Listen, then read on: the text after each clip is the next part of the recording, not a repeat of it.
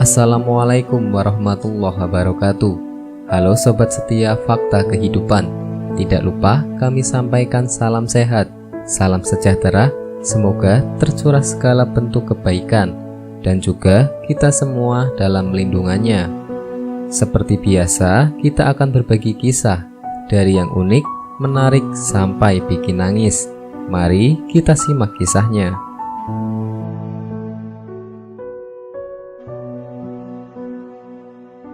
Jenazah gadis cantik ini keluarkan bau super wangi. Ternyata begini kisah semasa hidupnya.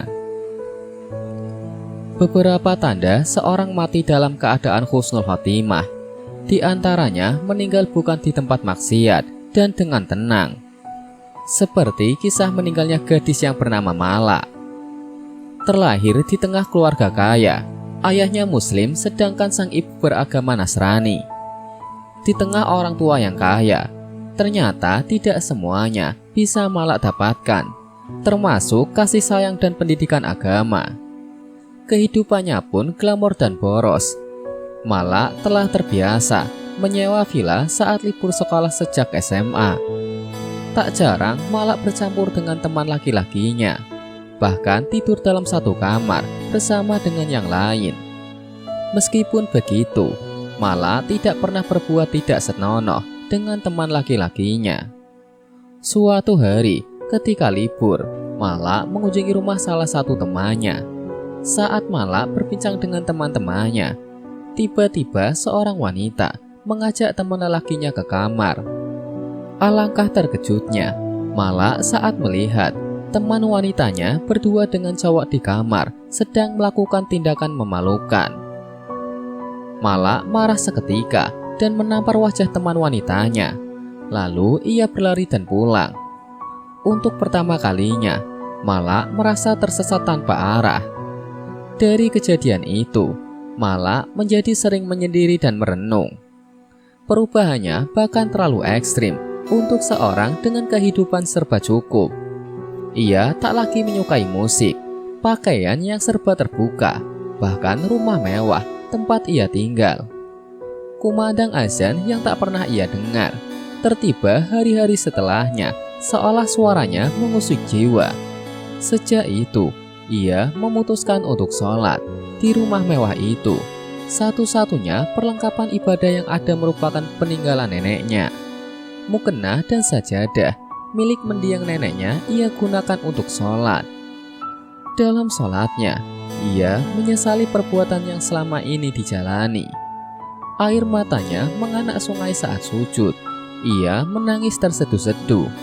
1 jam berdoa, ia pertama kalinya mengaku merasakan ketenangan batin. Saat pikiran jernih, Mala teringat akan pamannya yang alim. Ia pun memutuskan untuk belajar pada pamannya. Dari pamannya, Mala belajar agama Islam dengan kasih sayang, mulai dari cara wudhu yang benar hingga ilmu agama lainnya. Beberapa hari di rumah paman, sekaligus guru agamanya, Mala tiba-tiba menguatkan tekad untuk belajar lebih dalam. Paman, berapa lama waktu yang dibutuhkan untuk menghafal Al-Quran? Tanyanya. Insya Allah 5 tahun, jawab sang paman. Dalam pikirannya, Mala khawatir tidak bisa menyelesaikan hafalan Quran, sebab usianya belum tentu mencapai 5 tahun ke depan. Namun dengan semangat belajar yang tinggi, sejak hari itu ia mulai menghafal Al-Quran dengan bantuan sang paman.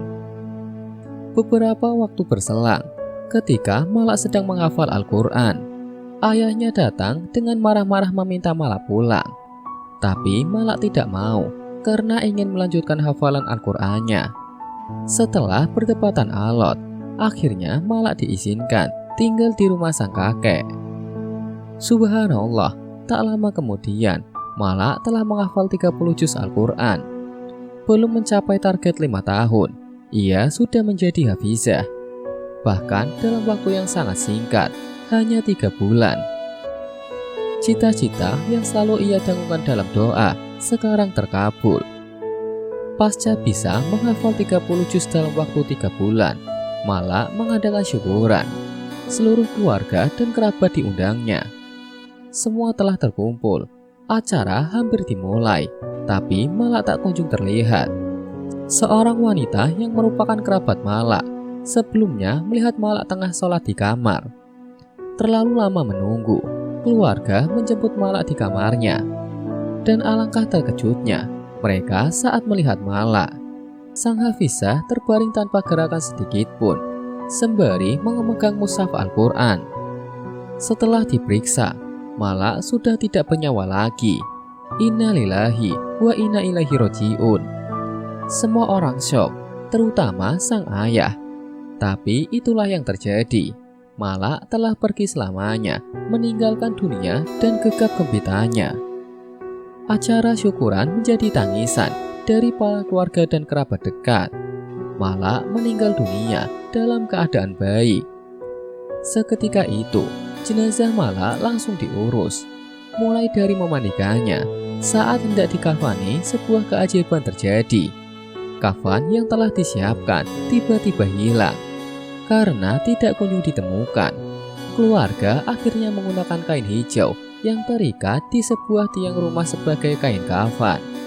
Anehnya, kafan gadis penghafal Al-Quran ini beraroma harum. Kain itu berbau wangi terus-menerus setelah dipakai untuk mengkafani jenazah. Dari kisah ini, tentunya semua harus telah menyadari bahwa suatu liang lahat menjadi rumah abadi. Oleh karena itu, semua orang mempunyai cita-cita ingin meninggal dalam keadaan tenang, atau dalam Islam dikenal dengan husnul khotimah. Semoga kisah di atas bisa menjadi pelajaran untuk kita semua. Sekian, wallahu a'lam bishawab.